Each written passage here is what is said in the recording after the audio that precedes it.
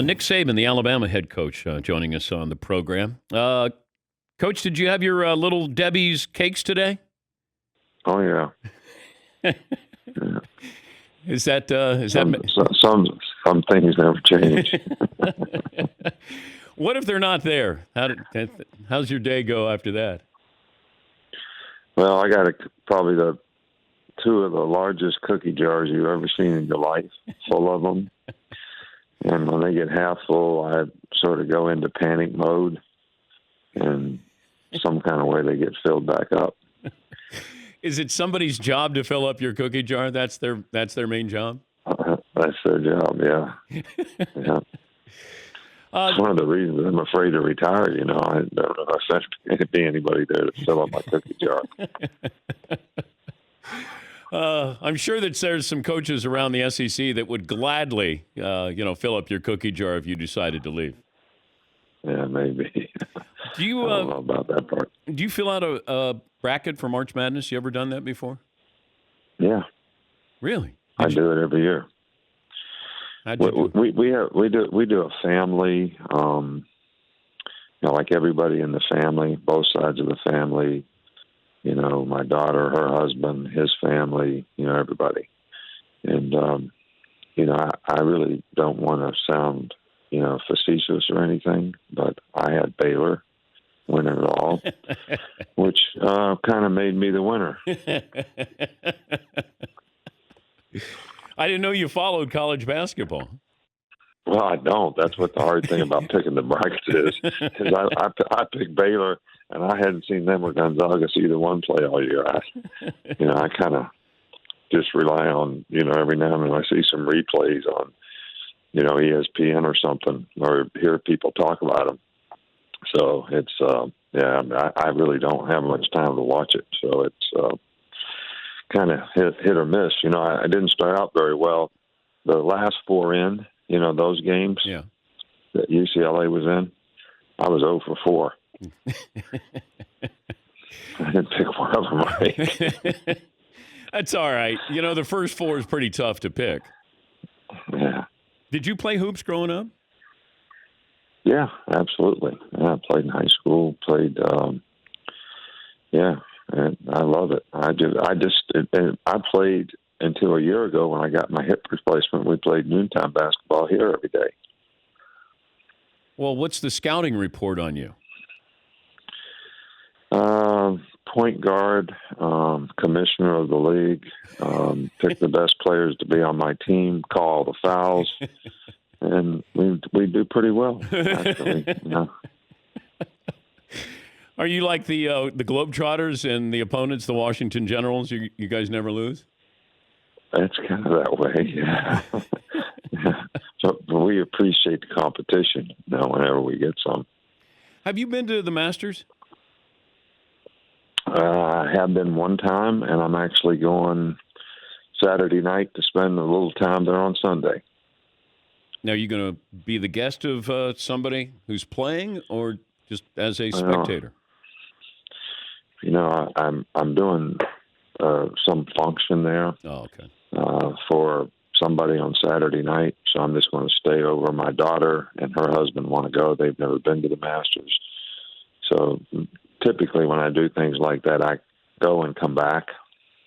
But this time they wanted to go, so we're going to stay, and they're going to have an opportunity to watch on Sunday. I took my son when I was a coach at LSU when he was probably, I don't know, maybe 14 years old or something. But that's the only time I've actually gone to watch it. Have you played it? Oh, yeah, I play every year. Yeah, every year I go. There's several, supporters of the program here that are members there, and they, one of the 3 or 4 of them invite me every year, and, I enjoy it. That's probably one of my favorite things to do. Do you listen to your caddy? Yeah, absolutely. I don't think you can play there if you don't. I know. Not on the greens, at least. I mean, it's ridiculous. I try to tell people that whatever you see on TV, it is nothing like that in person, because there's so many mounds and the undulation of the green. Like, it's crazy. And I had a Yeah, I caddy tell know. me, hey, don't ask any questions. I'm going to tell you where to putt it, and you putt it right there. And I listened to him and probably saved 10 shots. No question. If you didn't have somebody telling you, I mean, I can't figure it out. I mean, maybe other people can figure it out, and I'm sure pro guys can figure it out. But man, I tell you what, there's elephants buried in some of them greens. I mean, it's ridiculous. He's Nick Saban. I mean, of all the places that you play golf, I mean, to me, that's the one place. I'm the kind of golfer that I'm happy to hit it on the green, but hitting it on the green there in the wrong place is you might be better off hitting the sand trap. He's Nick Saban, the Alabama head coach. What is your role, or was your role at a pro day? Really not much of anything. I get asked questions by a few guys, mostly that I know, which is quite a few guys in the NFL I know that I worked with when I was in the NFL. And, watch the players, encourage them, usually do a little something for the media. But it's very minimal. Root for the players, hope they do well. Try to encourage them to do the right things relative to. I was on the other side, being a pro coach for 8 years, so I really try to encourage our guys to know that, working for them, cooperating with them, these are things that create value for you. Refusing to do anything doesn't create value for you.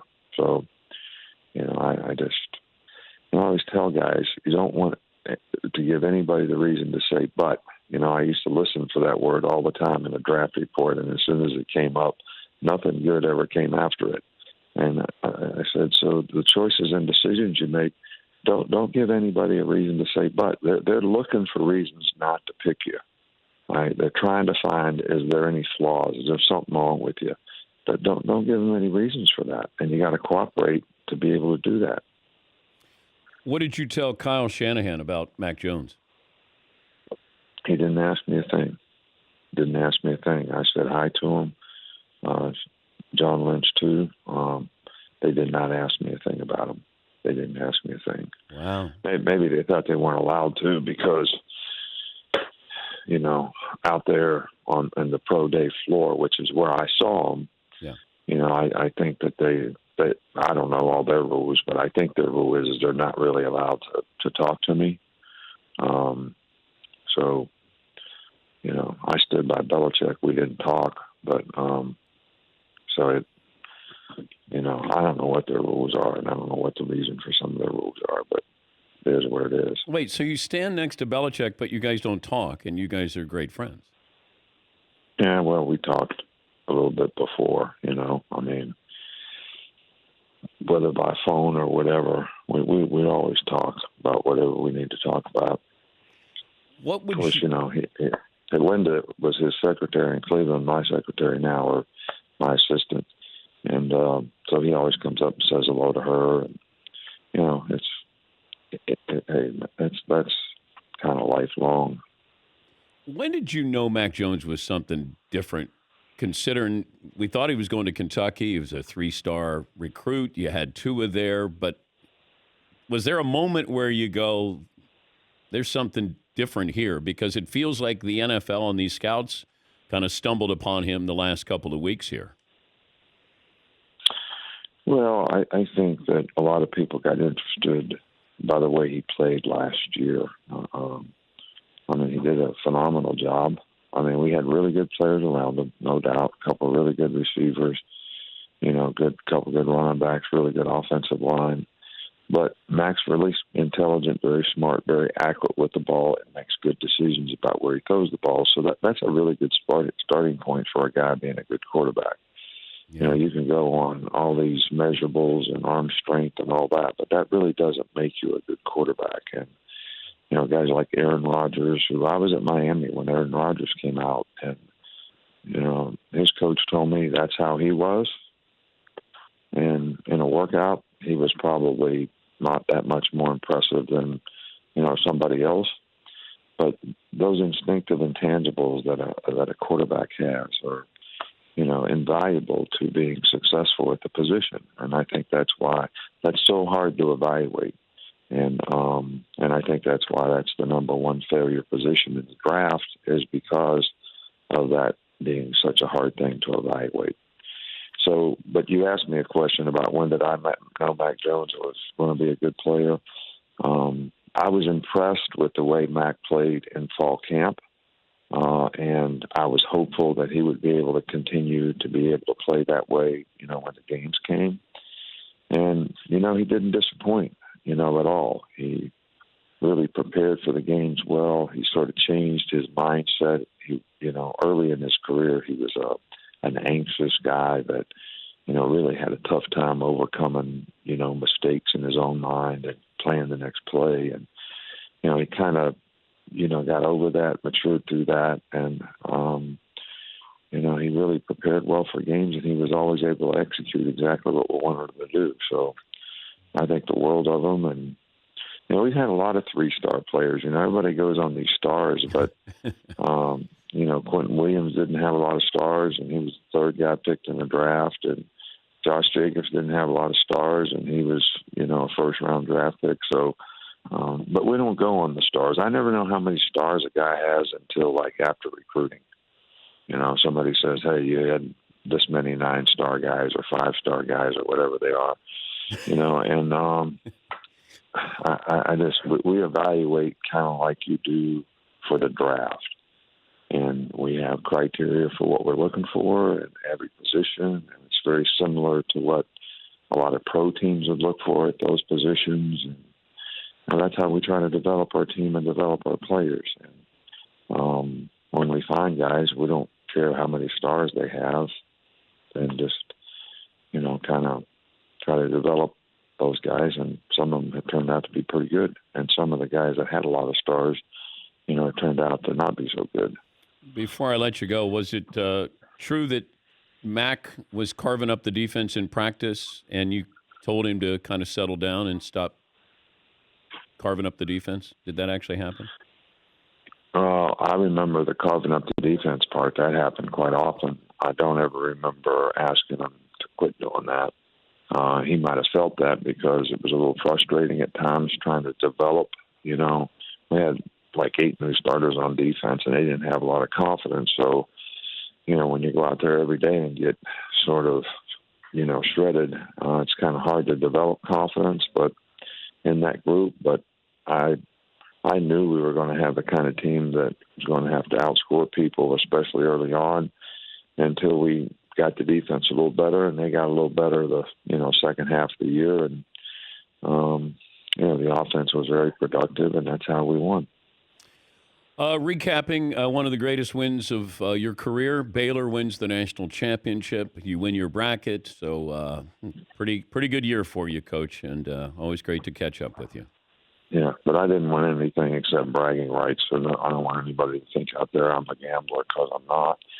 But that's when it comes to your family, to be able to have bragging rights, it's worth a lot more than the money. Oh, you got bragging rights, Coach. I would have everybody in your family run a lap.